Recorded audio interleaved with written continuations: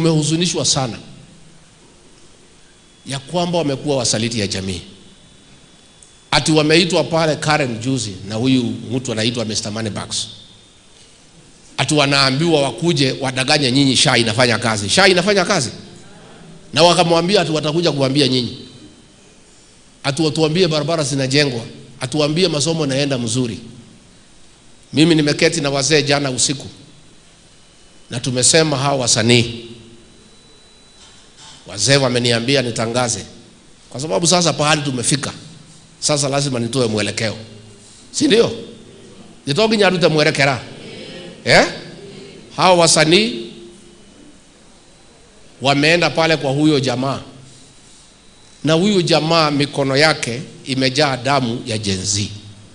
Siku Gen Z Ruto amesema watoto wauawe, yeye ndiye alikuwa CS wa Interior, yeye ndiye alisimamia watoto wetu wakauawa. Kwa hivyo hiyo pesa mnaenda kuchukua pale iko na damu ya watoto wetu wa Gen Z. Wameenda pale wamepewa kila mtu 50,000 kuuza jamii, atu wakuje watudanganye. Wazee wameniambia namna hii, hao wasanii waombe msamaha. Wasipoomba msamaha, tuwache kusikiza nyimbo zao. Number 2, zile entertainment joint wanaenda wasiitwe huko tena. Na wewe kama ni mwenye club ukiita huyo mtu, customers wahame waende pahali ingine. Tena ile mtandao you unfollow them. Si ndio? You unfollow them. Because wameenda kuchukua shilingi 50,000. Na pahali wanaenda entertainment, wale watu wameenda pale kwa sababu akili imechemuka, kwa sababu ile Kasongo ametusumbua. Wanaenda kuwatubuiza ndio akili zitulie. Hao wameenda kukaa na wale watu ambaye wametuumiza, wametuletea hizo shida.